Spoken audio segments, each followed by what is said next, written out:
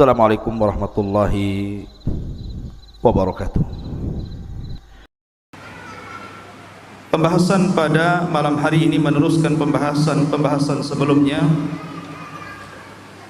bercerita tentang peperangan di zaman Nabi sallallahu alaihi wasallam. Tentu ketika kita mengkisahkan kisah ini bukan hanya didengar saja sebagai cerita atau dongeng saja, tapi lebih daripada itu bahwa dalam kisah-kisah ini ada ibrah dan pelajaran. Dan begitulah metode Al-Quran. Sepertiga Al-Quran itu bicara kisah para nabi, ataupun musuh-musuh para nabi, ataupun kisah orang-orang terdahulu. Masyarul muslimin yang dimuliakan Allah, kita akan mengkisahkan satu peperangan yang luar biasa yang Allah subhanahu wa ta'ala memasukkan peperangan ini sebagai ujian berat bagi kaum muslimin. Dan Allah subhanahu wa ta'ala berfirman di dalam Al-Quran menjelaskan tentang peperangan ini.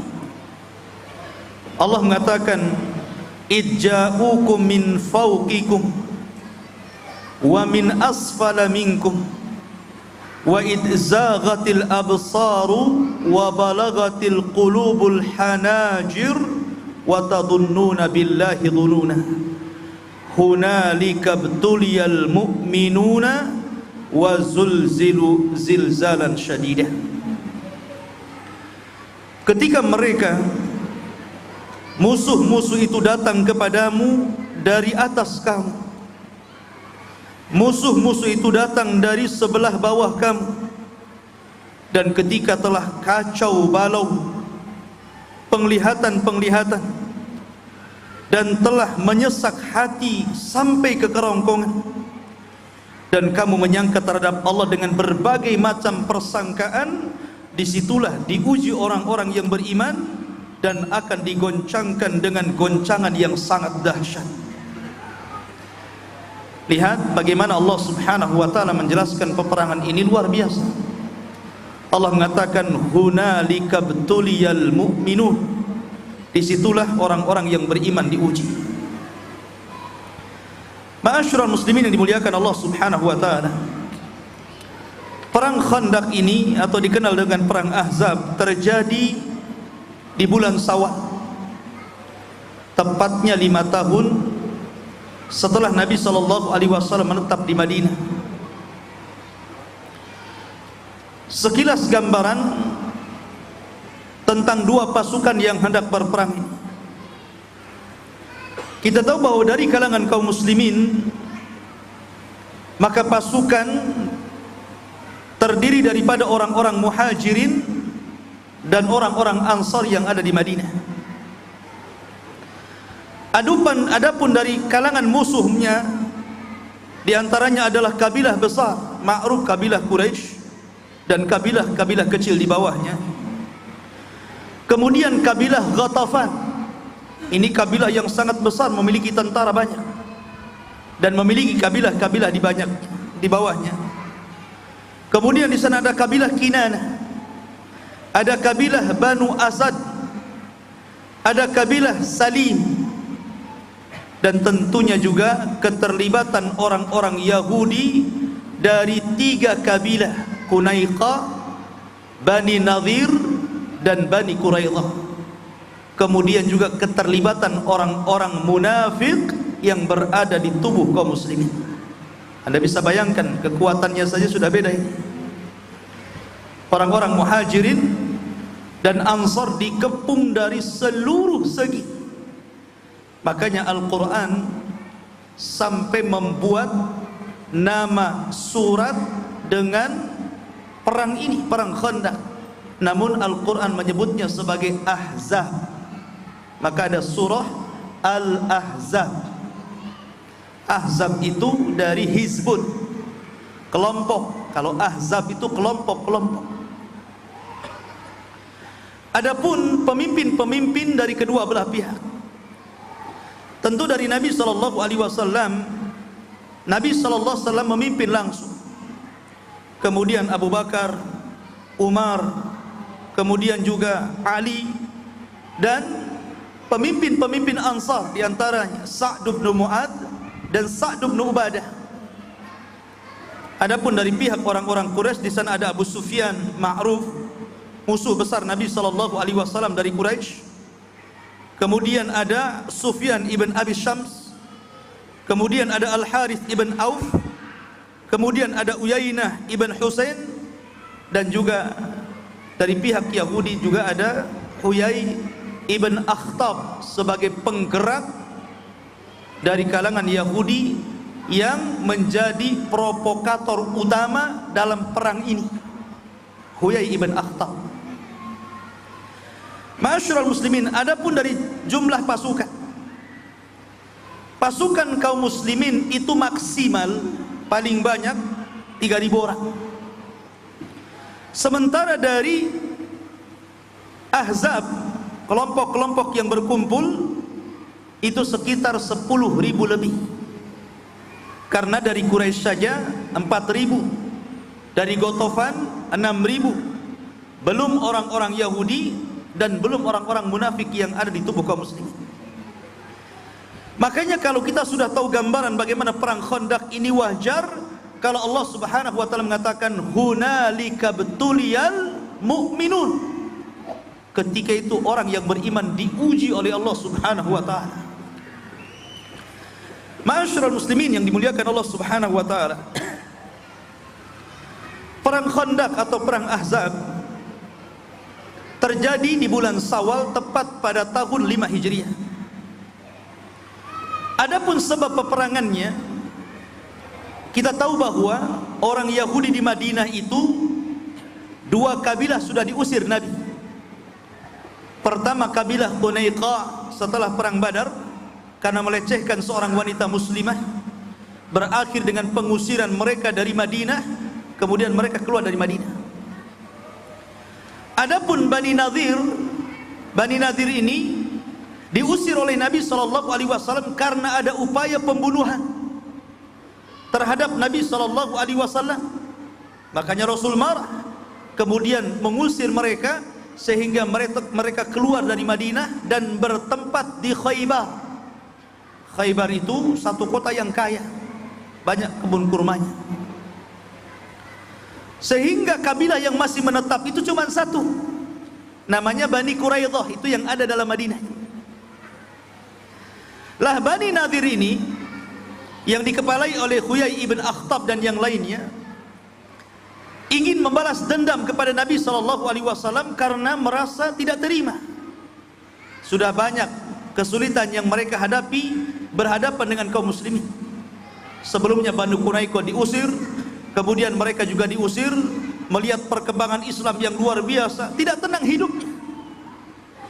Akhirnya kemudian Huyai bin Akhtab ini mengompori beberapa kabilah-kabilah Yahudi untuk bersatu. Untuk bersatu, kemudian akhirnya sepakat mengirim 20 orang sebagai perwakilan orang-orang Yahudi untuk menghasut seluruh kabilah Arab agar menyerang Nabi sallallahu alaihi wasallam dan pasukannya. Ini sebab terjadinya perang Khandaq di sini. Dan subhanallah ikhwan, semua takdir Allah Subhanahu wa taala. Huyai ibn Akhtab dan orang-orangnya datang ke Quraisy, menemui pembesar Quraisy siapa? Abu Sufyan. Kemudian berdiskusi soal apa yang terjadi, suasana ketika itu. Maka mulailah mereka mengompori orang-orang Quraisy, orang-orang Arab Quraisy dengan mengatakan, Masih ingat engkau bagaimana kekalahan engkau di Badar, kemudian juga di Uhud. Sekarang fursatukum, sekarang waktunya kalian yang menang. Jangan asik Muhammad saja, sekarang waktunya kalian bergerak. Tapi sebelum itu orang-orang Yahudi ini pintar.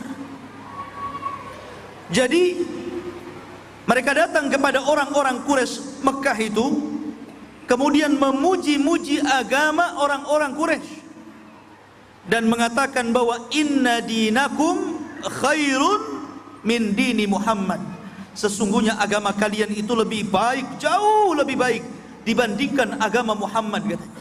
Tuh lihat, provokator kan begitu ya. Dia harus ambil hatinya dulu. Akhirnya kemudian kata Abu Sufyan, mana buktinya? Kalau seandainya kalian itu mengatakan agama kami jauh lebih baik daripada agama Muhammad. Akhirnya 20 delegasi Yahudi ini sujud ke patung-patung mereka, menunjukkan bahwa agama orang Quraisy lebih baik dibandingkan agama Islam. Subhanallah, lihat orang-orang Yahudi ini. Orang Yahudi ini tahu bahwa agama Rasulullah SAW jauh dibandingkan agama orang Quraisy, karena orang Yahudi itu diberikan kitab. Mereka ahlul kitab. Dan sebelum orang-orang Ansor masuk Islam, mereka terdiri dari dua kabilah, Khazraj dan Aus. Itu biasa perang dengan orang Yahudi, karena orang Yahudi tidak suka dengan para penyembah berhala, karena orang Yahudi tidak menyembah berhala. Dan mereka tahu kebenaran yang ada pada Nabi SAW, cuman karena kesombongan dan hasad, akhirnya mereka menolaknya. Tapi mereka punya kaidah al-ghayatu tubarrirul wasilah, bahwa tujuan itu harus menghalalkan segala cara. Itulah kaidah mereka. Tujuan itu harus menghalalkan segala cara, padahal al-umuru bimaqasidiha, perkara itu harus sesuai dengan maksud hatinya. Jangan menghalalkan semua cara. Kalau tujuan yang baik, maka wasilahnya yang baik. Kalau tujuan yang baik tidak boleh dilakukan dengan wasilah yang buruk. Tapi orang Yahudi ini memang ingin menempuh segala cara bagaimana mendapatkan tujuan mereka, sembah itu. Lah karena inilah kemudian Allah Subhanahu wa taala menurunkan ayat kepada orang Yahudi. Apa ayatnya? Allah mengatakan, alam tara ilal ladzina utu nasiban minal kitab yu'minuna bil jibti wat taghut wa yaquluna lil ladzina kafaru haula'i ahda minal ladzina amanu sabila ulaika alladzina la'anahumullah wa man yal'anillahu falan tajida lahu nasira.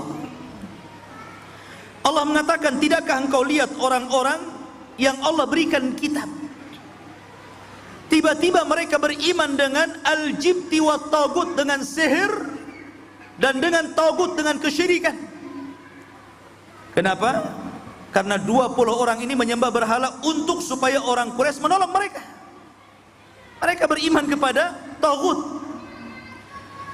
Maka mereka mengatakan kepada orang-orang kafir Quraisy, sesungguhnya mereka, maksudnya orang-orang Quraisy, jauh lebih mendapatkan petunjuk dibandingkan orang-orang yang beriman, maksudnya Rasul dan pasukannya. Maka Allah mengatakan mereka itulah orang-orang yang Allah laknat, dan barang siapa yang Allah laknat, tidak ada satupun yang akan menolong mereka. Allah turunkan ayat ini. Setelah kemudian dilihatnya orang-orang Yahudi memuji-muji agama orang Quraisy, kemudian orang-orang Quraisy melihat orang-orang Yahudi juga mau menyembah berhala mereka, terjadi kesepakatan di antara mereka bahwa mereka siap membawa pasukan besar. Dari situlah orang-orang Quraisy membawa 4.000 pasukan. Satu kabilah, dan anak-anak kabilah Quraisy sudah berhasil dipengaruhi oleh siapa? Oleh orang-orang Yahudi.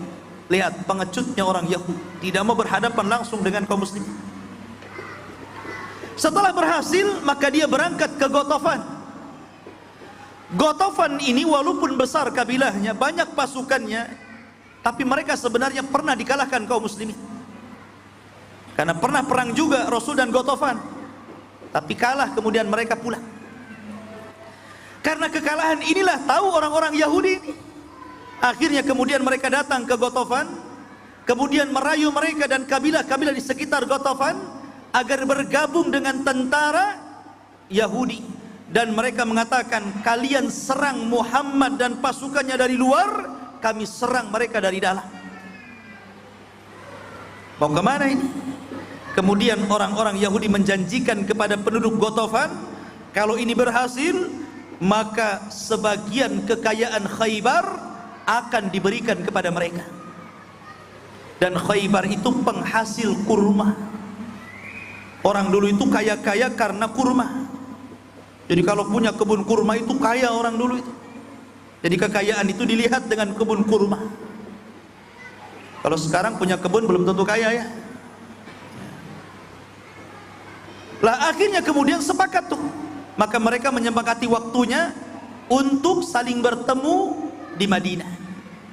Berangkat dua pasukan ini, Quraisy dengan 4.000 pasukan, Ghatafan dan kabilah-kabilah kecil di sekitarnya membawa 6.000 pasukan. Maka seluruh pasukan 10.000 itu bayangkan, bergerak menuju Madinah. Ma'asyiral muslimin yang dimuliakan Allah Subhanahu wa taala. Maka kemudian setelah mereka bergerak, maka Nabi SAW kedatangan jasus, kedatangan mata-mata, menceritakan di hadapan Rasul bahwa ada gerakan-gerakan yang datang dari Arab. Mereka akan menyerbu Madinah. Bagaimana ini? Nabi SAW adalah orang cerdas, ya, memiliki pandangan yang luar biasa.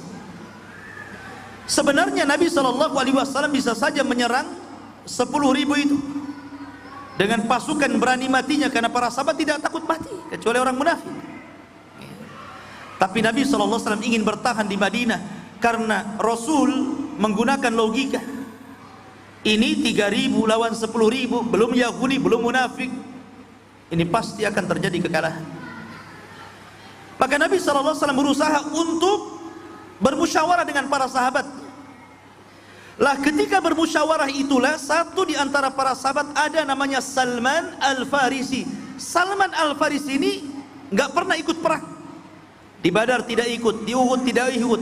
Pokoknya dia tidak ikut perang Badar kecuali ketika 5 tahun menetap di Madinah, Rasul dan para sahabat baru ikut perang Khandaq.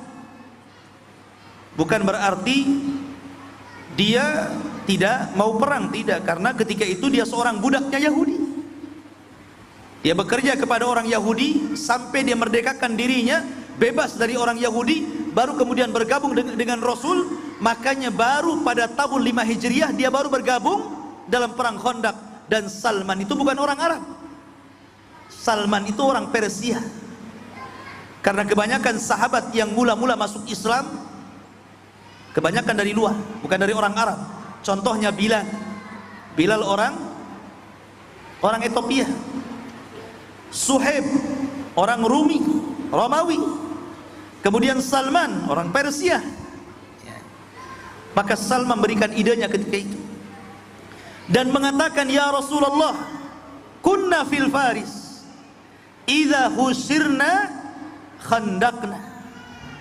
Wahai Rasul, kebiasaan kami di negeri Persia, kalau dalam kondisi terjadi hujum, penyerangan mendadak, ataupun kami dikepung, biasanya kami menggali parit, menggali khandaq.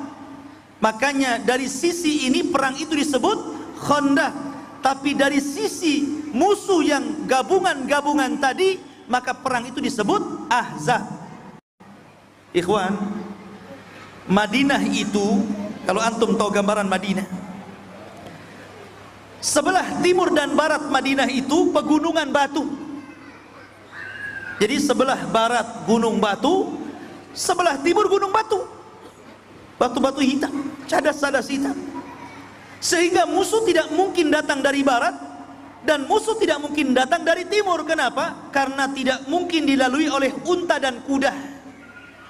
Dan kalau mereka naik, kelelahan mereka. Artinya dari sini aman Madinah kan? Karena terapit dari dua bebukitan dan batuan ini. Susah nih, gak bisa dilalui unta dan kuda. Sementara sebelah selatan itu penuh dengan pohon kurma.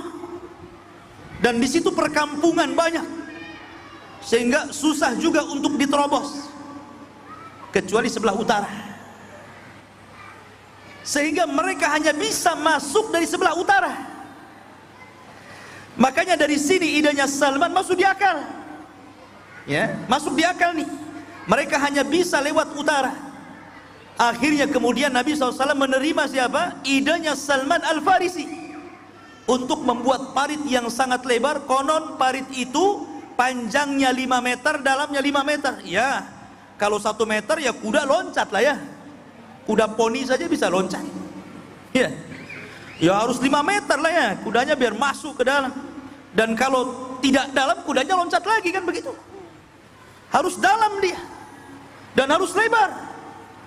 Dan itu panjangnya bayangkan 12 kilo. Sampai mana 12 kilo kalau dari sini? 12 kilo ikhwan. Bayangkan sahabat menggali parit, lebar 5 meter, dalam 5 meter, panjang 12 kilo.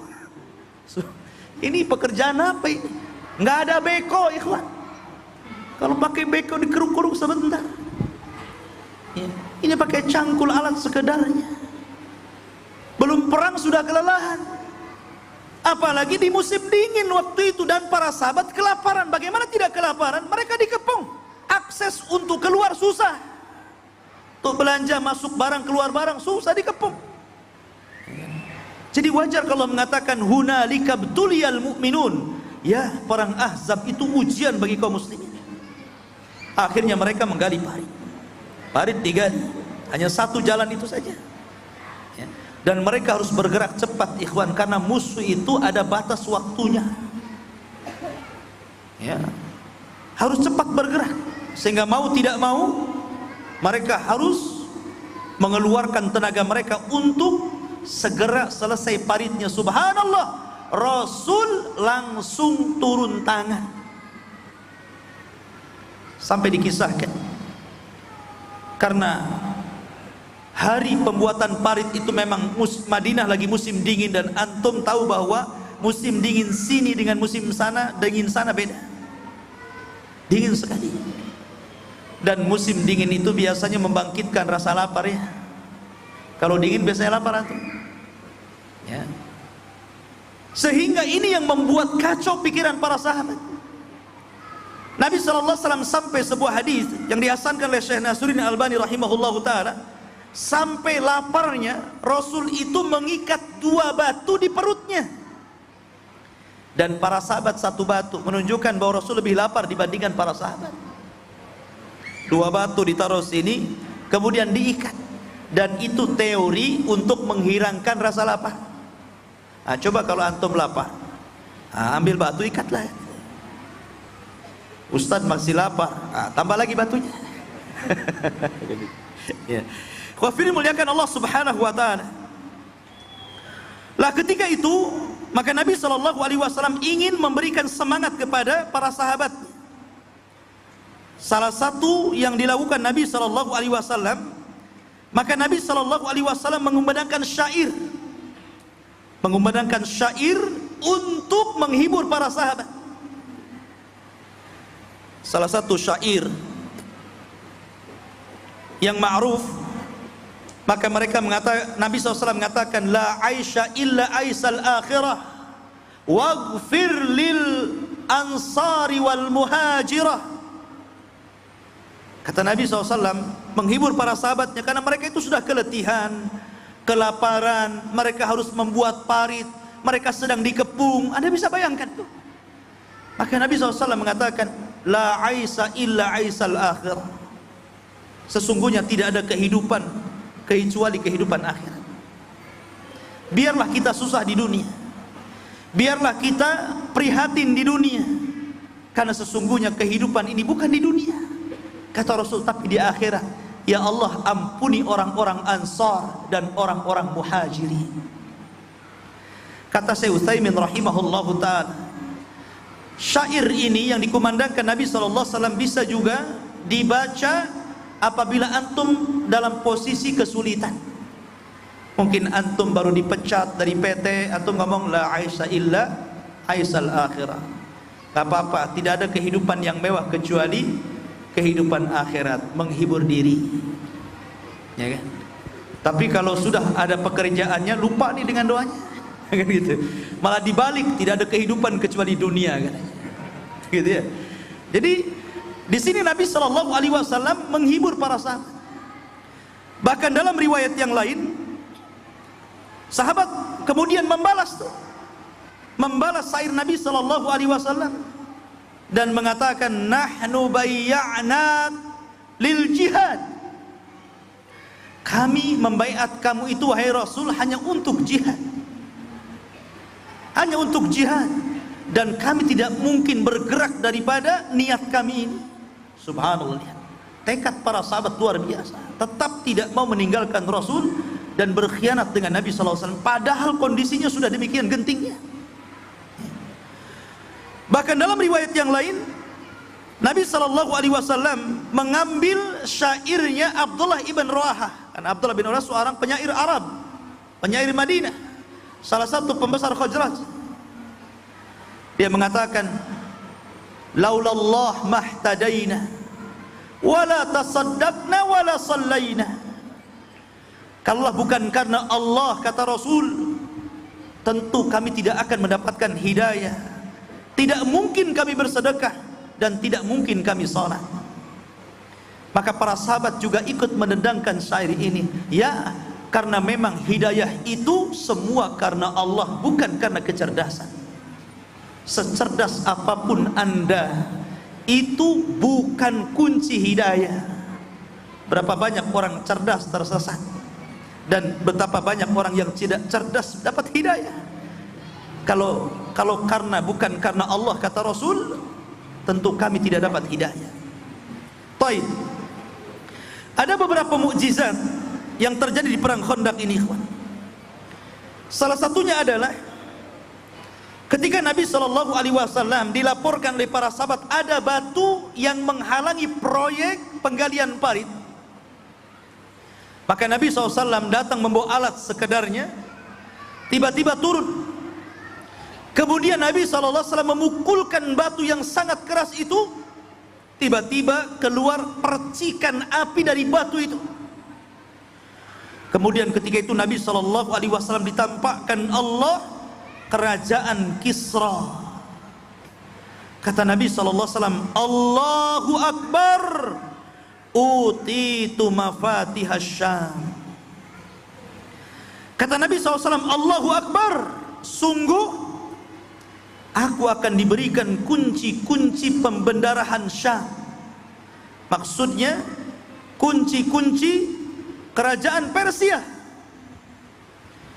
Maka Nabi mengatakan, wallahi demi Allah, innila absuru qusurahal khamra min makani hadha. Demi Allah, aku diperlihatkan Allah bagaimana istana-istana itu akan aku rebut di tempat berdiriku ini. Kemudian Nabi SAW memalu lagi kedua kalinya, keluar percikan lagi. Ketika itu Allah memperlihatkan bagaimana kekuasaan Romawi. Maka kemudian Rasul mengatakan, Allahu Akbar, utina mafatiha al-Faris. Afwan, tadi Romawi, sekarang Persia. Ya. Aku diperlihatkan istana-istana Persia, dan aku bisa melihat dari tempatku ini. Dan yang ketiga kalinya Rasul diperlihatkan negeri Yaman. Kata Nabi SAW, utitu mafatihal Yaman, wallahi innila absuru abwabas San'a min makani hadha. Sungguh aku diperlihatkan kunci-kunci Yaman, dan aku bisa melihat San'a dari tempatku ini. Orang-orang mukmin tentu mereka dalam kondisi seperti itu, dalam kondisi memang luar biasa, ikhwah fillah muliakan Allah Subhanahu wa taala, tentu akan berbeda ucapannya dengan orang-orang munafik. Walaupun dalam genting itu Rasul tidak menghibur diri, wallahi tidak menghibur diri.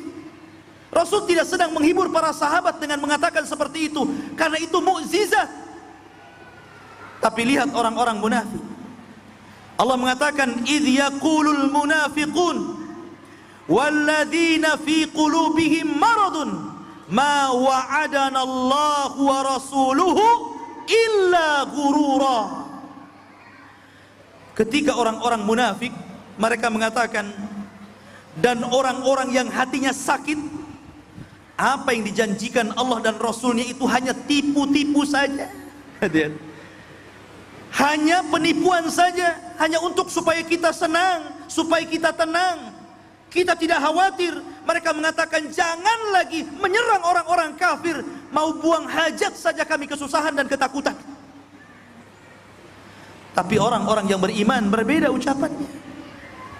Maka mereka mengatakan, Allah berfirman, "Walamma ra'al mu'minuna al-ahzab qalu hadza ma wa'adana Allah wa rasuluhu wa sadaqa Allah wa rasuluhu wa ma zaduhum illa imanan wa taslima wa ma zadahum illa imanan wa taslima."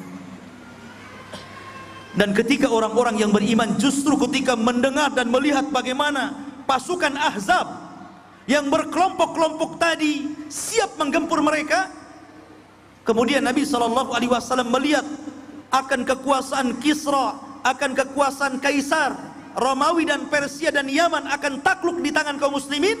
Orang-orang beriman mengatakan, "Ma wa'adanallahu wa rasuluhu wa sadaqallahu wa rasuluhu." Apa yang dijanjikan Allah dan Rasul sebuah kebenaran. Apa yang dijanjikan Allah dan Rasulnya sebuah kebenaran. Dan mereka tidak menambah kecuali iman dan penyerahan diri mereka kepada Allah dan Rasulnya. Lihat, di sini ada kubu mukmin dan kubu munafik. Di dalam itu sudah kacau itu. Bagaimana di luar? Ya.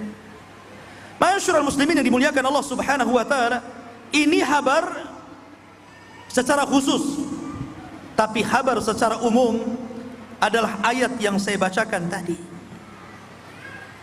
Ayat yang saya bacakan tadi, Allah mengatakan, "Ija'ukum min fawqikum wa min asfala minkum wa idzagatil absaru wa balagatil qulubul hanajir wa tadunnuna billahi dununa hunalika btuliyal mu'minuna wa zulzilu zilzalan syadida."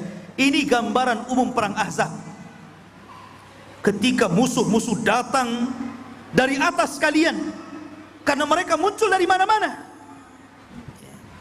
Kemudian dari bawah kalian, karena mereka juga bergerak di bawah, bukan hanya di bukit. Ketika itu sudah kacau balau penglihatan kaum muslimin, sudah bingung mana satu yang harus dilawan. Di sini ada musuh, di situ ada musuh, depan musuh, belakang musuh, gitu kan?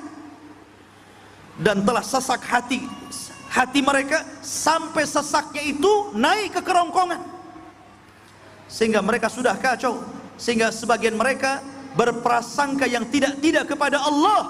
Ketika itu Allah mengatakan, "Hunalika btuliyal mu'minun." Allah menguji orang-orang yang beriman. Allah uji orang-orang beriman. Subhanallah, ikhwan, luar biasa. Ma'asyiral muslimin yang dimuliakan Allah Subhanahu wa taala. Kemudian ketika dalam kondisi seperti itu ada laporan kepada Nabi SAW pengkhianatan orang-orang Yahudi. Maka Nabi SAW memilih 3 atau 4 pimpinan Ansar, diantaranya Sa'd bin Mu'ad, Sa'd bin Ubadah, Abdullah ibn Rawaha, dan satunya lagi. Kata Nabi SAW, tolong cari tahu kepada orang-orang Yahudi sana, betul tidak mereka berkhianat? Kalau mereka tidak berkhianat, maka umumkan di tengah-tengah manusia bahwa Yahudi tidak berkhianat. Mereka tetap memegang perjanjian perdamaian dengan kita. Tapi kalau pendengar mereka berkhianat, maka jangan bicarakan di tengah-tengah manusia, rahasiakan perkara ini, karena ingin bisa menggoncangkan hati kaum muslimin. Berangkat Sa'd bin Ubadah, pimpinan daripada Aus. Berangkat Sa'd bin Mu'ad, pimpinan Aus. Sa'd bin Ubadah, pimpinan Khazraj. Dan juga Abdullah bin Rawahah, pembesar Khazraj. Dan satu lagi kemudian menjadi jasus, mata-mata. Dan subhanallah, mereka mendapatkan kabar kebenaran tentang pengkhianatan dan akan berkhianatnya orang-orang Yahudi, baik orang Yahudi yang di luar Bani Nadir dan Qunaiqah, ataupun Yahudi yang ada dalam Bani Quraidah. Oh, bergegas mereka, datang melapor kepada Nabi SAW. Makin kacau suasana. Ini diserang dari luar dan dalam ini. Apa yang harus dilakukan? Maka ketika itu Nabi SAW kemudian memanggil dua pemimpin Madinah ini, Sa'd bin Ubadah dan Sa'd bin Mu'ad. Kata Rasul, kalau begini kita harus menghalau orang-orang Ghatafan, karena mereka banyak pasukan, 6.000 pasukan Ghatafan itu banyak. Kalau Quraisy 4.000 saja. Bagaimana kalau seandainya separuh kekayaan Madinah kita serahkan kepada mereka, biar mereka pulang, biar kita berhadapan dengan Quraisy saja. Maka kata Sa'd bin Ubadah, Rasul, apakah itu wahyu dari Allah ataukah hanya ide kamu saja? Kata Nabi SAW, tidak, ini hanya ideku, bukan dari Allah Subhanahu wa ta'ala. Pentingnya bermusyawarah, ikhwan. Walaupun Rasul seorang Nabi, tetap bermusyawarah ya. Maka kata Sa'd bin Ubadah, Rasul, orang-orang Ghatafan dulu sebelum kami masuk Islam, kami masih di atas kesyirikan. Kami saja tidak pernah menyerahkan kekayaan kami kepada mereka, kecuali karena dua perkara: jual beli, ataupun karena urusan kira ataupun diyafah. Asal urusan bertamu, mereka bertamu kita kasih, atau mereka beli kita jual. Itu kami dulu waktu zaman musyrik. Kami sudah Islam sekarang, tidak mungkin kami serahkan kekayaan ini kepada mereka. Nggak mau, katanya Sa'd bin Ubadah, nggak mau. Akhirnya Nabi SAW kemudian setuju dengan Sa'd bin Ubadah dan bertahan dan tidak melakukan penyerangan. Masyarakat muslimin yang dimuliakan Allah Subhanahu wa ta'ala, ketika genting rapat itulah, udah bingung ini bagaimana cari jalan keluar, maka Allah Subhanahu wa ta'ala takdirkan datang seorang pembesar Yahudi yang baru masuk Islam, namanya Nu'aim ibn Mas'ud. Nu'aim ibn Mas'ud ini orang Yahudi, tapi dia menyembunyikan keislamannya. Orang Yahudi tidak tahu kalau dia Muslim, sehingga dia mengatakan, ya Rasulullah, boleh enggak saya punya ide? Kata Rasul, silakan. Apa idemu? Kata Nu'aim, bagaimana kalau kita adu dombakan saja orang-orang Ghatafan, orang-orang Quraisy dengan orang-orang Yahudi. Dan al-harbu khidah, yang namanya peperangan itu penipuan. Menipu dalam perang tidak ada masalah, mengadu domba dalam peperangan tidak ada masalah, karena al-harbu khilah, peperangan itu tipu daya. Mau nipu dalam perang gak apa-apa, yang penting menang. Nah itu perang bedanya. Kalau sudah selesai perang jangan nipu. Ini khusus perang saja ya, karena ada nasnya. Akhirnya Nu'aim ibn Mas'ud datang kepada orang Yahudi. Datang dia kepada ngaco orang Yahudi. Katanya Nu'aim pada orang Yahudi, kaifa ana fikum, bagaimana menurut kalian tentang sosok saya ini? Karena dia salah satu tokoh Yahudi dulunya, maka dipuji orang Yahudi, anta khair, kamu orang baik, indana, di sisi kami orang Yahudi ya. Maka kemudian mulailah dia memasukkan keraguan kepada orang Yahudi tentang bantuan Quraisy. Apa katanya dia? Hal tadhunnuna anna Quraisyan idza qatalat nabiyan atau Muhammadan wa akhadat ma turid. Apakah kalian mengira kalau orang-orang Quraisy itu datang menyerang Muhammad, kemudian mereka mengambil apa yang mereka sudah inginkan, kemudian mereka pulang ke Mekah, apa kalian akan aman di Madinah? Boleh jadi setelah orang Quraisy perang, tiba-tiba Muhammad dan pasukan menyerang kalian syarrokitlah dengan seburuk-buruk penyerangan. Mau kalian? Digituin, ditakut-takutin. Kata orang Yahudi, betul juga ini katanya ya. Akhirnya kemudian dia mengatakan, wa kaifa ra'yuk? Lalu bagaimana pendapat? Maka kata Nuaim, begini saja. Bagaimana kalau seandainya kita minta jaminan kepada orang-orang Quraisy itu? Kita tahan 10 anak mereka sebagai jaminan. Kalau mereka berkhianat setelah memenangkan peperangan, kita bunuh saja 10 anak ini. Tentu mereka akan ketakutan dan tidak akan mungkin mereka keluar dari perjanjian. Karena anak mereka kita tahan, anak pembesar-pembesarnya kita tahan. Akhirnya muafik, setuju. Ya. Sudah selesai. Maka Nuaim bin Mas'ud bergerak menuju Quraisy. Kemudian dia mengatakan kepada orang-orang Quraisy, sesungguhnya orang-orang Yahudi di Madinah, mereka tidak jadi perang melawan Rasul karena mereka ketakutan dan terikat dengan perjanjian. Akhirnya Muhammad marah dan mensyaratkan untuk supaya orang-orang Yahudi mengambil 10 orang anak pembesar Quraisy dan dibunuh. Itulah bentuk bahwa orang-orang Yahudi masih memiliki loyalitas kepada perjanjian perdamaian dengan Rasulullah SAW. Lihat, ya, begitulah orang adu domba ya. Antum jangan tiru. Ini perang. Akhirnya orang-orang musyrikun, ya, mulai ragu-ragu. Yang betul kamu ngomong, gitu kan? Ya, coba saja nanti dia akan datang ke sini. Ya.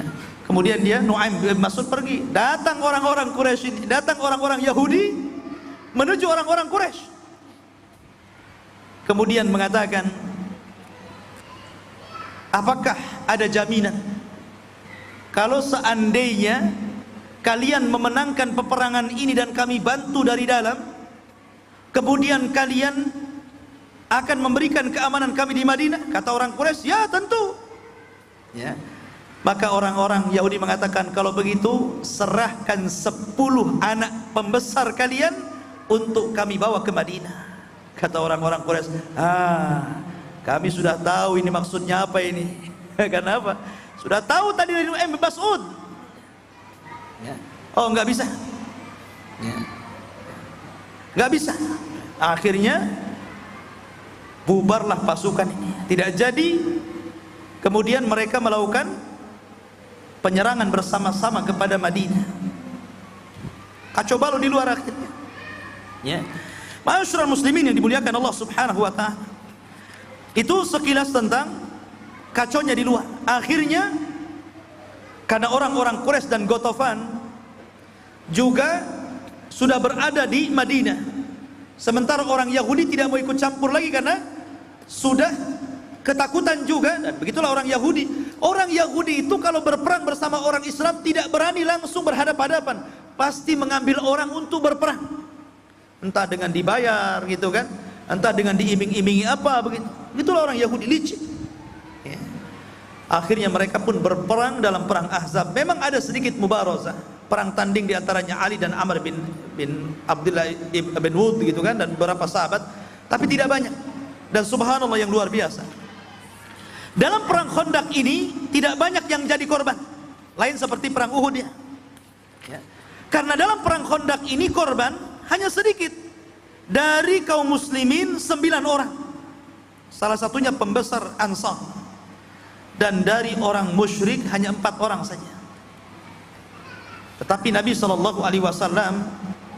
membiarkan orang-orang itu lari tunggang langgang kembali ke Mekah. Dan dengan sedikitnya korban dan sedikitnya peperangan menunjukkan bahwa Islam itu tegak bukan dengan peperangan. Karena tidak banyak korban kan, sedikit perang, ya memang berhadap-hadapan, siap-siap tempur-tempuran gitu kan, tapi tidak jadi, akhirnya dimenangkan. Atau mungkin ada perdamaian. Dan ini menunjukkan bahwa agama Islam itu agama rahmat, ikhwan. Ya, bukan teroris, bukan radikalis, bukan agama sadis, tidak. Peperangan yang tumpah darah itu bisa dihitung dengan jari. Ini buktinya perang Ahzab yang dikepung saja, yang korban tidak banyak. Subhanallah, ikhwan. Nabi SAW berusaha melindungi parit itu, dan para wanita, bayi-bayi diletakkan di bukit-bukit yang tinggi supaya mereka aman. Dan Nabi SAW mewakilkan kepada Abdullah ibnu Umi Maktum untuk menjadi muadzin sekaligus imam di Masjid Nabawi. Padahal Abdullah ibnu Umi Maktum itu adalah orang buta, dan dulu pernah dicuekin Rasul. Ketika Nabi berdakwah di hadapan pembesar-pembesar Quraisy, datang Abdullah ibnu Umi Maktum mengganggu dakwah Rasul. Kemudian Rasul ngelirik saja enggak, sampai Rasul bermuka masam. Ngapain dia datang, mungkin bahasa kitanya gitu. Maka Allah turunkan ayat abasa wa tawalla an ja'ahul a'ma. Allah tegur, jangan seperti itu, jangan bermuka masam. Ini jelas-jelas mau masuk Islam, itu belum tentu walaupun pembesar gitu kan. Maka Rasulullah SAW kemudian ditegur oleh Allah. Dulu dia tidak diperhatikan, dalam perang Khandaq justru dia orang pilihan menjadi muadzin dan imam Masjid Nabawi.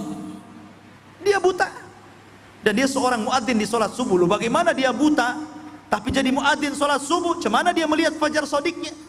Dia kan buta, ya. Tetapi walaupun dia buta, dia diberitahu Bilal, karena Bilal itu adzan pertama dalam sholat subuh. Apabila datang fajar shodik, maka dia mengatakan, "Qum ya ibna Ummi Maktum fa'adzin." Berdiri wahai ibnu Ummi Maktum, adzanlah subuh. Makanya Rasul mengatakan, makanlah minumlah kalau masih mendengar suara adzan Bilal, dan berhentilah makan dan minum kalau sudah mendengar suara adzan ibnu Ummi Maktum. Baik. Maka Rasul menjaga parit, subhanallah. Nabi SAW ketika menjaga parit ini, karena pasukan terus nyerang, sehingga Nabi SAW ini kan mereka kuda nggak bisa masuk, akhirnya panah-panahan saja tuh. Makanya kebanyakan para sahabat yang wafat itu karena kena panah, bukan berhadap-hadapan, karena dibalik ini dibentangkan parit masalahnya. Sampai Nabi SAW tidak mungkin meninggalkan parit, waktu asar sudah datang. Mereka belum sholat asar. Sampai ketika matahari tembenam, datang waktu maghrib, barulah Nabi SAW bisa melaksanakan asar di waktu maghrib ketika penyerangan berhenti. Kata Nabi SAW, "Mala Allahu kuburahum wa buyutahum nara." Semoga Allah memenuhi api dalam kuburan-kuburan dan rumah-rumah mereka. Syagaluna an salatil wusta, karena mereka telah menyibukkan aku dari solat wusta, maksudnya solat asar. Allah mengatakan, hafidhu ala salawati was salatil wusta, jagalah 5 waktu solat, terutama solat wusta. Yang dimaksud solat wusta adalah solat asar, ya. Solat asar. Dan dalam fikih boleh, kalau orang disibukkan begitu kan, akhirnya keluar dari sholat, waktu sholat, maka dia, masalahnya sholat asar itu tidak bisa dijama dengan maghrib, ikhwan. Yang bisa dijama itu duhur dengan asar, maghrib dengan isya. Jadi berarti Nabi ini melakukan sholat di luar waktu. Kalau seandainya belum duhur, masih bisa lakukan di asar, ya. Dan dalam ilmu fikih boleh seseorang itu karena darurah, karena sesuatu yang terpaksa akhirnya sholat di luar waktunya, seperti Nabi SAW. Dan juga Anas bin Malik juga pernah mengalaminya dalam perang Tustar, ketika membebaskan negeri Persia, merebut Baitul Maqdis di tangan orang-orang Nasrani. Dalam perang Tustar, Anas bin Malik dan pasukannya berhasil menjebol Tustar itu di waktu sholat subuh. dan mereka memenangkan perang Tustar itu setelah matahari terbit. Maka Anas dan para sahabatnya sholat subuh di luar waktunya, tapi dalam posisi antum memang ada hal-hal yang tidak mungkin tidak. Ini antum nggak perang ya, tapi subuhnya jam 7 gitu, itu yang masih sholat subuh.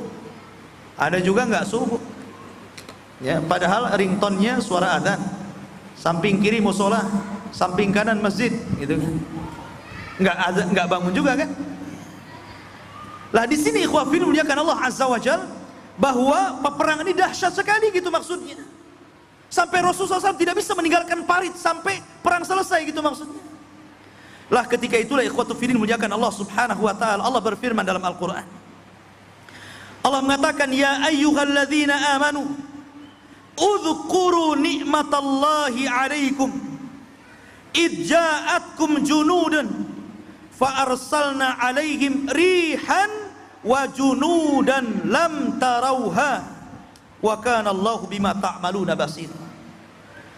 Wahai orang-orang yang beriman, ingatlah nikmat Allah yang Allah berikan kepada kalian ketika datang kepada kalian tentara-tentara, maksudnya para malaikat, maka kami kirimkan kepada mereka angin dan tentara-tentara yang tidak kamu lihat, dan Allah itu adalah melihat apa yang kamu kerjakan. Disitulah Allah subhanahu wa ta'ala ketika mereka sudah kebingungan, orang-orang yang di dalam Madinah ini kebingungan gitu kan, peperangan tidak, kau ini lama-lama orang kelaparan di dalam ini. Maka ketika malam hari tiba-tiba Allah subhanahu wa ta'ala datangkan angin yang sangat dingin dan kencang. Kemudian angin ini dikirim oleh tentara-tentara Allah sehingga menghempaskan tenda-tenda pasukan orang-orang kafir, bahkan menghempaskan periuk-periuk mereka, bahkan api-api dihempas oleh angin sehingga terjadi kebakaran di mana-mana. Akhirnya mereka bangkrut, kemah sudah hancur, kebakaran gitu kan, sementara melayang ke sana kemari, apalagi sudah khasarah, bangkrut. Kalau mereka terus kemudian melanjutkan peperangan, mereka akan kalah. Walaupun mereka posisinya adalah mengepung, tapi kalau perbekalan sudah nggak ada, mereka pun akan kelaparan masalahnya. Lebih baik mereka sudah mengenang bagaimana kekalahan di Badar dan perang-perang yang lainnya. Akhirnya orang-orang kafir pun, kafir musyrik, pulang lagi ke Mekah. Orang Gotofan pulang ke Gotofan, orang-orang Quraisy pulang ke Quraisy. Yang tersisa siapa? Yahudi. Baru tahu ya go ya. Sekarang teman-temanmu sudah nggak ada. Sementara orang Yahudi yang di dalam Madinah cuma tinggal satu kabilah, namanya Bani Quraidah. Karena kabilah Bani Qunaiqah dan kabilah Bani Nadir sudah jauh di Khaybar. Ketika Nabi SAW baru selesai perang Ahzab ini, baru dimenangkan Allah, luka-luka para sahabat belum kering. Makanya Allah mengatakan, lilladzina istajabu lillahi walir rasul min ba'di ma asabahumul qarah lilladzina ahsanu minhum wattaqau ajrun adzim. Bagi orang-orang yang memenuhi panggilan Allah dan Rasulnya setelah mereka ditimpakan luka-luka peperangan, bagi orang-orang yang beriman dan bertakwa, artinya mau menambah peperangan lagi, maka bagi mereka pahala yang sangat besar.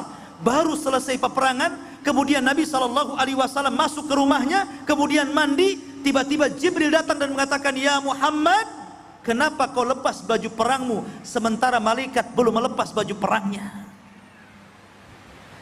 Kata Nabi SAW, apa maksudnya? Maka kata Jibril, berangkat ke Bani Quraidah, serbu mereka. Maka Nabi SAW pakai lagi baju besinya, keluar, dikumpulkan para pasukan Ahzab ini. Mereka belum istirahat, luka-luka mereka masih bercucuran. Tapi Nabi SAW bergerak dan mengatakan, ya ayyuhan nas, hei manusia, idhabu ila Bani Quraidah fala tusalliyanna ahadukumul asra illa fi Bani Quraidah. Masya Allah. Kata Rasul, hei manusia, bergerak kita, kepung, serbu Bani Quraidah, bergerak dari sekarang, jangan sholat asar di jalan kecuali sampai di Bani Quraidah. Bergerak pasukan ikhwan, 3.000 pasukan bergerak. Di sini ada sedikit faedah fikhiyah, faedah fikih. Ketika para sahabat bergerak, rupanya ada orang yang sholat asar di jalan, dan ada yang sholat asar di Bani Quraidah melihat dohir perintah Rasul, sehingga dilaporkan kepada Rasul. Rasul, di antara kami ada yang sholat asar di jalan dan ada yang sholat asar di Bani Quraidah karena melihat dohir dari perintah anda. Tapi Nabi SAW tidak mencela keduanya, tidak mencela orang yang sholat di jalan dan tidak pula mencela orang yang sholat di Bani Quraidah, karena perkara ini perkara muhtamil, perkara yang ada kemungkinan, perintah Rasul itu ada kemungkinan di dalamnya. Bagi yang sholat asar di jalan karena memahami perintah Rasul itu, boleh jadi Rasul menghendaki bergegas segera biar cepat sampai maksudnya. Bukan tidak boleh sholat asar di jalan, tetapi sebagian para sahabat melihat dohir daripada perintah. Makanya kata Imam Ibnu Hazm rahimahullahu ta'ala mengatakan, kalau aku hidup di zaman itu, maka aku akan sholat di Bani Quraidah sebagaimana dohir perintah Nabi SAW. Tapi hikmah fikhiyahnya di sini, Nabi tidak mencela dalam urusan perselisihan furu'. Coba. Maka antum juga sama. Jangan gara-gara antum berbeda pendapat dalam urusan furu'iyah, dalam urusan amaliyah ibadah, kemudian antum saling menyalahkan. Gara-gara kunut subuh, wih, dibid'ah-bid'ahkan. Kadang-kadang nggak mau sholat di situ. Kenapa nggak mau sholat di situ? Nggak ada kunutnya. Kenapa nggak mau sholat di situ? Ada kunutnya. Gitu. Oh, ini cemana nih orang ini? Gara-gara kunut, akhirnya cerai suami istri. Yang istri kunut, suami nggak kunut. Ini istri saya ini bid'ah ini katanya. Lah ikhwah, janganlah urusan-urusan furu. Nabi loh tidak marah kok. Kenapa antum yang marah? Ya. Kecuali urusan akidah lah, itu baru. Nah, ini ada faedah, jangan terlampau keras antum. Kalau masih ada ulamanya dalam urusan fikih, sudah biarkan. Jangan terlalu keras. Ya. Lah ketika kemudian Nabi SAW berhasil mengepung Bani Quraidah, maka mereka ditawan yang laki-lakinya.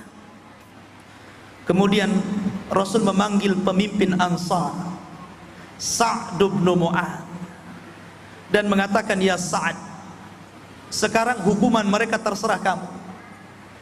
Kira-kira apa yang engkau akan lakukan kepada mereka? Saya ikut, kata Rasul. Maka kata Sa'ad, seluruh wanita-wanita dan orang-orang lemah jadikan mereka tawanan, tapi semua yang laki-laki, yang kuat-kuat, yang muda-muda, bunuh semuanya. Karena sebab mereka peperangan ini terjadi, sebab mereka orang-orang Yahudi yang menghasut Arab ini peperangan ini terjadi. Kata Rasul, hakamta bi kitabillah, kamu telah berhukum dengan hukum Allah. Akhirnya mereka dibunuh semuanya, ya, berdasarkan kehendak daripada pemimpin Ansar ini.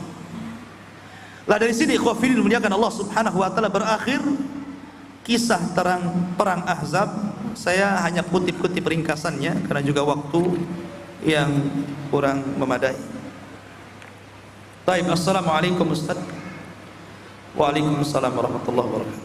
Ana mau bertanya tentang sholat ketika safar. Lah, kok lari ketika safar? Apakah boleh dikosor sholat duhur dengan asar ketika sedang bekerja di luar negeri? Boleh, tidak ada masalah. Mengkosor sholat boleh, tetapi kosor itu hanya dalam safar. Dan kosor itu hanya ada sholat di bilangan sholat yang 4 rakaat, duhur, asar, isya. Nggak boleh mengkosor maghrib jadi 1,5. Cemana caranya itu? Ya. Beda dengan jama'. Kalau jama' itu berlaku baik ketika mukim ataupun ketika safar. Safar boleh jama' karena memang ilatnya ada, masyaqqah. berat gitu. Ketika mukim juga boleh, ya, karena Nabi SAW juga pernah menjama sholat tanpa sebab. Rasul pernah menjama sholat tanpa sebab dia jama sholatnya, ya. Sehingga boleh sekali-kali kita ini seumur hidup bolehlah menjama zuhur dengan asar tanpa qasar di rumah, walaupun tidak ada sebab. Tapi sekali-kali saja, jangan keseringan, nanti jadi orang Syiah antum. Orang Syiah itu, oh masya Allah, ada hadiah. Kalau sabar ada hadiah ya. Orang Syiah itu kan sholatnya 3 waktu, semua main jama. Ya, orang Syiah itu sholatnya 3 waktu main jama semua. Jadi semua ditarik, duhur ditarik ke asar, kemudian maghrib ditarik ke isya. Makanya anak-anak muda, supir-supir angkot tuh senang ikut Syiah katanya. Kenapa? Sholatnya lambat katanya. Bisa sore-sore katanya, duhur dengan asar gitu ya. Nah, jadi jama dengan qasar beda.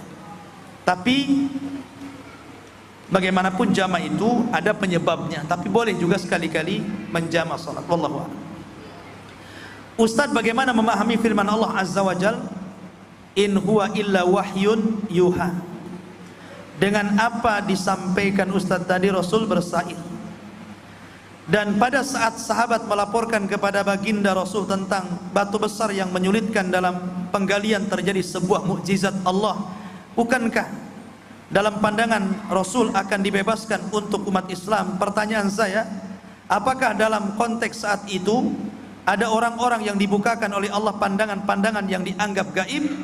Apa tolak ukur bahwa itu benar atau karamah? Mohon pandangannya Ustaz ya. Tidak bertentangan Nabi SAW dengan syair, dengan firman Allah, wa ma yantiqu anil hawa in huwa illa wahyun yuha. Ya. Bersyair boleh, selama tidak bertentangan, karena Nabi SAW juga suatu ketika dengan Aisyah radhiyallahu anha, Aisyah itu masih kecil, karena Rasul menikah dengan Aisyah itu masih kecil, belum balik. Sehingga ketika Aisyah radhiyallahu melihat kawan-kawannya sedang bersenandung syair, membawakan dub. Apa dub itu? Mungkin kayak kita ini rebana, tapi pinggirnya nggak ada kecreknya, ya kan? Itu namanya dub. Ya, anak-anak jariah di zaman Rasul itu mukul-mukul dub sambil bersenandung syair, dan itu anak-anak sebaya dengan Aisyah. Aisyah bersandar kepada Nabi SAW, dan Rasul membiarkan sampai Aisyah puas, sampai dia bosan sendiri gitu kan. Ketika Aisyah, kemudian Abu Bakar datang, kemudian mengatakan, ada apa ini? Ya, di rumah Nabi SAW ada mizmar min majamir syaitan, ada suara seruling dari seruling syaitan katanya. Kata Nabi SAW, ya Abu Bakar, biar orang-orang Yahudi dan Nasrani tahu bahwa dalam Islam itu ada Id, ada ulang tahun juga, maksudnya Idul Fitri dan Idul Adha. Ya. Lah Nabi SAW ketika itu bersyair hanya untuk supaya menyemangati, dan boleh ketika orang berjihad kemudian bersenandung syair supaya semangat dan mereka kemudian fokus dengan jihad. Boleh, tidak ada, selama isi syair itu tidak bertentangan dengan Al-Quran, dan itu boleh, wallahu a'lam. Ya. Kemudian yang kedua, tentang masalah Nabi SAW melihat batu, ini mukjizat. Keanehan di dunia itu ada 3: mukjizat, karamah, sihir. Mukjizat untuk para nabi, karamah untuk para wali, dan sihir untuk para dukun. Milih yang mana tuh? Mukjizat tidak mungkin, nggak ada lagi di zaman sekarang mukjizat, karena tidak ada nabi setelah Rasulullah. Karamah boleh jadi karamah, tapi Imam Syafi'i rahimahullahu taala menukilkan perkataan Imam Al-Laits, ulama Mesir, dia mengatakan, in ra'aita rajulan, kalau engkau melihat laki-laki penampilannya seperti ustad, pakai serban, pakai songkok, penampilannya seperti ulama, tiba-tiba yamshi alal ma aw yatiru fil hawa, kok bisa berjalan di air, terbang di langit, kata Rasul, fattahimhu, curigai dia. Kalau amalannya sesuai dengan Al-Quran dan Sunnah, maka dia wali Allah. Tapi kalau amalannya tidak sesuai dengan Al-Quran dan Sunnah, maka dia wali syaitan, wali syaitan, kata Imam Syafi'i. Ya, jadi karamah itu harus wali-wali Allah. Inna awliya Allah la khaufun alaihim wa lahum yahzanun. Sesungguhnya wali-wali Allah itu orang-orang yang tidak ada rasa takut dan tidak sedih hati, karena orang-orang yang disebut wali itu adalah orang-orang yang beriman, wa kanu yattaqun, dan mereka bertakwa. Adapun sihir bisa saja. Masalahnya zaman sekarang itu antara sihir dan karomah itu beda tipis. Ya kan? Mana sihir, mana karomah, bingung kita. Ya. Ini ustadz punya keanehan, tapi amalannya jauh daripada sunnah Rasul. Ini dukun punya keanehan, jelas-jelas dari setan, kan begitu. Jadi kita katakan bahwa Rasul itu mukjizat, karena di perang Khandaq banyak mukjizat. Salah satunya apa? Salah satunya makanan yang disediakan oleh Jabir bin Abdullah, putra daripada Abdullah bin Haram. Jabir melihat dingin yang sangat, para sahabat naruh batu di perutnya, Rasul pun 2 batu kelaparan. Akhirnya dia nggak tega, datang kepada istrinya, istriku, bisakah engkau masak? Melihatkan Rasul kelaparan gitu kan. Kata istrinya, bisa, saya masak. Masaklah, masak dia. Padahal hanya untuk beberapa orang saja, ingin mengundang Rasul dan sebagian para sahabat yang dipilihnya saja. Kemudian setelah masak, Jabir mengatakan, ya Rasulullah, mari ku undang kau masak. Belum lagi menyebutkan angka berapanya, kata Rasul, para sahabat, Jabir mengundang kita makan 1000 pasukan, ikhwan. Ini 2 priuk. Coba bayangkan coba. La ilaha illallah. Kata Nabi SAW, irji ya Jabir, pulang kau Jabir. Hadis ini dalam Sahih Bukhari loh ya. Pulang wahai Jabir, kau jangan pernah membuka tutup priuk itu. Jangan kau apa-apain dulu sampai ku datang. Akhirnya Nabi SAW datang, kemudian berdoa di situ. Subhanallah, 1000 pasukan makan dari 2 priuk itu, dan sama sekali tidak habis, masih ada sisa untuk dimakan Jabir dan keluarganya. Bagaimana caranya itu? Mukjizat. Antum tidak bisa kayak gitu. Antum jangan coba-coba. Ya, ayo kita makan di rumah saya gitu kan. Ini 1 Jabal Arafah gitu kan. Antum tekor gitu. Ya. Wallahu a'lam. Jadi itu mukjizat. Baik. Ada, Masya Allah, mushaf Al-Quran. Pertanyaan yang pertama, siapa penggerak atau provokator yang menggerakkan orang-orang dalam perang Khandaq? Yang dekat dulu.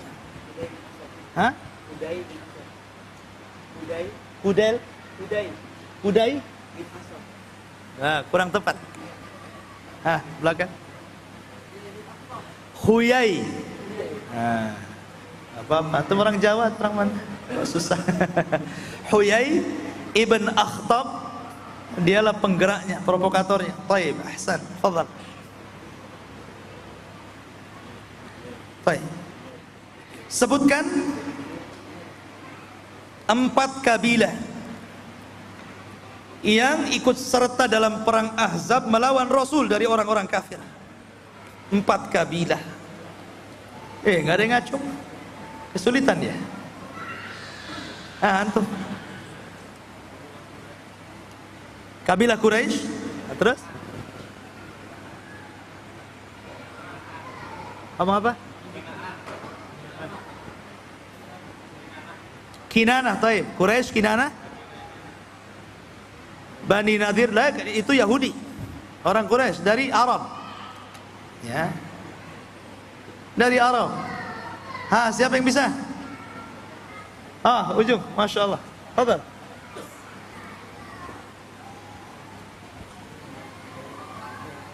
Afwan, ini ada ini.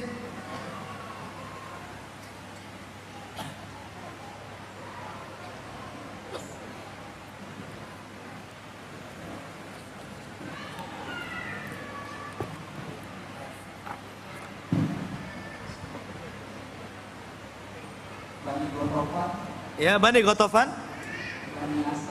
Bani Asad. Itu baca ya? Nggak jadi, ini kuis ya. Kalau baca nanti baca juga ngasihnya. Taib, yang lain jangan baca. Taib, sekarang sebutkan 3 kabilah Yahudi. Fadhalan. Bani Quraidah. Bani Nadir, Bani Qunayqa. Ahsan, Masya Allah. Ini mantap ya. Masya Allah. Taib. Dalam perang Ahzab,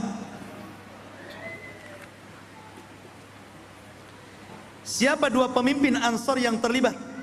Sebutkan siapa dia. Yang jauh dulu, yang dekat sudah.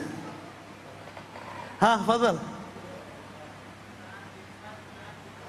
Sa'ad bin Mu'ad, Sa'ad bin Ubadah. Mana yang dari Aus, mana yang dari Khazraj? Khazraj, Sa'ad bin Ubadah. Ya, tidak apa-apa, itu kan pertanyaan susulan. Fadhal. Iya. Pulang sana. Taib. Nama-nama orang aja nih kuisnya.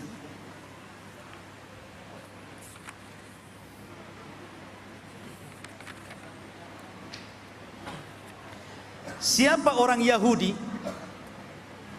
yang baru masuk Islam kemudian mengadu domba sehingga peperangan ini jadi kacau? Fadhal. Ahsan, Nu'aim ibn Mas'ud. Masya Allah. Fadhal. Nu'aim ibn Mas'ud. Akhwat, tolong kasihkan ininya, biar akhwat dapat. Tolong dikasihkan ke akhwat.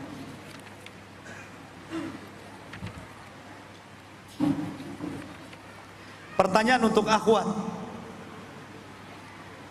Sebutkan bulan dan tahun kapan terjadinya perang Khandaq. Itu yang ngacung tuh. Tapi banyak yang ngacung. Oke, yang paling depan dulu sebelum belakang. Yang tengah, ya. Yang tengah, fadhal, yang tengah, enggak apa-apa, siapa? Depan, tengah, silakan. Kasihkan itu, ini mic-nya udah dikasihkan? Fadhal. Iya. Ya, silakan yang depan. Fadhal, fadhal ya. Mic-nya, kasih mic-nya biar dengar.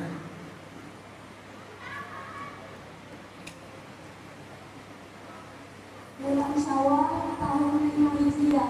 Masya Allah, bulan Syawal 5 Hijriah. Fadhal, tolong ke belakang. Taib, pertanyaan terakhir. Satu perang dua nama, Khandaq dan Ahzab. Apa bedanya? Yang belakang, akhwat yang belakang, antum sudah ikhwan ya. Antum ini, aduh, antum kalau mau beli ya. Taib, silakan. Belakang akhwat. Atau yang ngacung siapa, terserah. Siapa yang nyambar mic aja lah udah. Silakan. Biar gak lama-lama malam.